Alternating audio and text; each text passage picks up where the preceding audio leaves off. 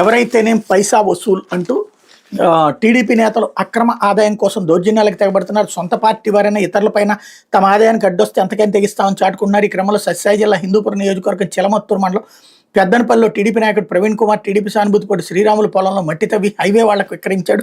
తన పొలంలో ఇలా అక్రమ తవ్వకాలు ఏంటని బాధితుడు ప్రశ్నిస్తే ఏకంగా దాడికి దిగాడు. తాను టీడీపీ వర్గీయుడైన తనకి ఇలా అన్యాయం చేస్తే ఎవరికి చెప్పుకోవాలని బాధితులు అబోదిబ్బోమంటున్నాడు. ఎవరు అతను గోడు పట్టించుకోవడంతో వీడియో ద్వారా తన బాధను వెల్లడించాడు. ఆ వీడియో ఇప్పుడు సోషల్ మీడియాలో వైరల్ అవుతుంది. టీడీపీ గెలుపు కష్టపడిన తనకే అన్యాయం చేశారని జేసీబీలతో మట్టి తవ్వకాలు చేపట్టి పొలాన్ని ధ్వంసం చేశారు. శ్రీరాములు ఆవేదన వ్యక్తం చేశాడు. అప్పుల బాధతో తన పెద్ద కొడుకు ఆత్మహత్య చేసుకున్నాడు. ఉన్న పొలంలో వ్యవసాయం చేసుకుంటూ రెండో కుమార్ని చదువుకుంటున్నాను, ఇప్పుడు ఆ పొలాన్ని నాశనం చేశారని, డబ్బు కోసం ఎంతగా బరిదిగిస్తారని వాపోయాడు. ఎమ్మెల్యే బాలకృష్ణ స్పందించి తనకు న్యాయం చేయాలని కోరుతున్నాడు.